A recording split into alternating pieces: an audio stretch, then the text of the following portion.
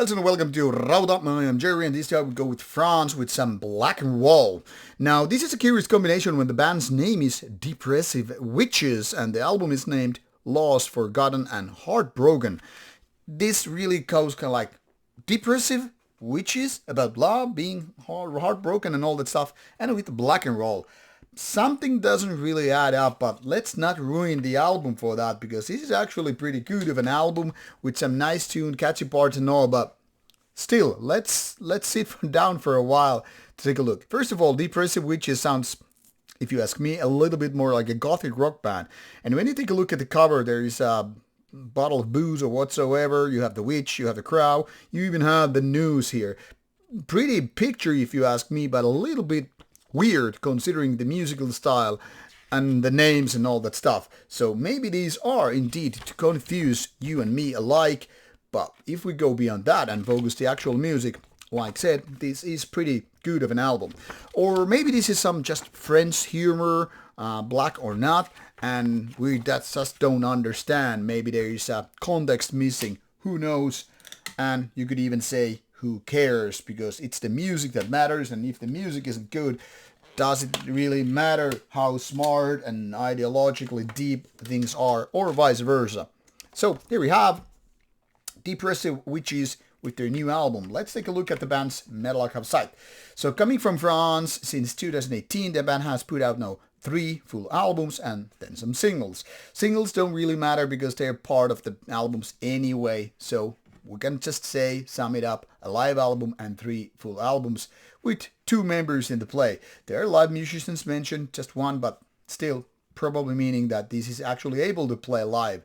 So interesting to see that. No drums are, drums and guitars are mentioned and vocals and guitars are mentioned here. So it seems like only third set of guitars is mentioned here. Don't know how they handle their bass or whatsoever, but it is what it is.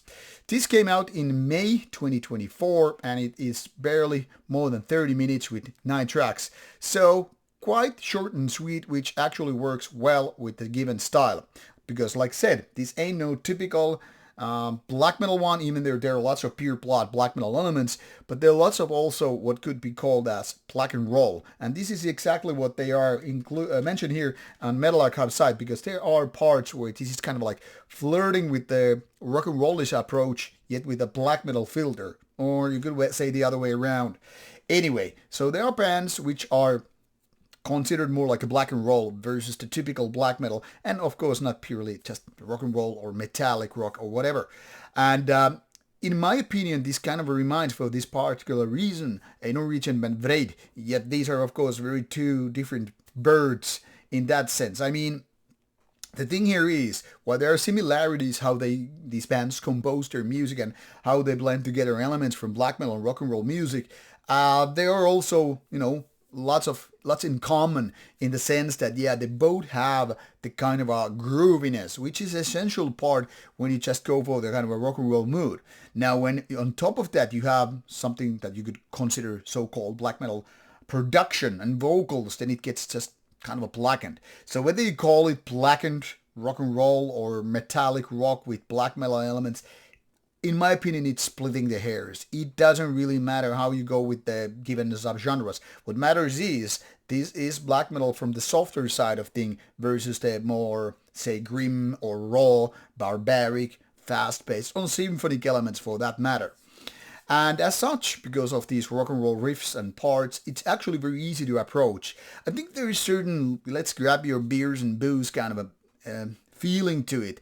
While not being totally like Motorhead and the shit, there is still something kind of like, yeah, you need to grab a beer, maybe make a barbecue party and get along with it.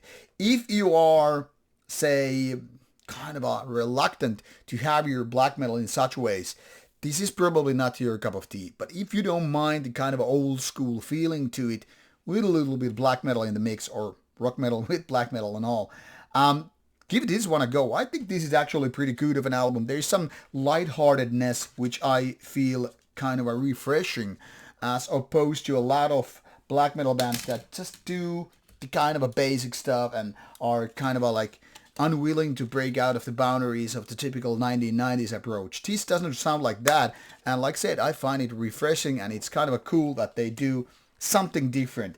And because of those catchier parts, there are some good moments. So give this one a go. Links are included in the description box, so it's just easy to click and listen to these guys. And of course, if you like them, buy them and go see them live if you have the possibility. Rauta out. Take care. Bye bye.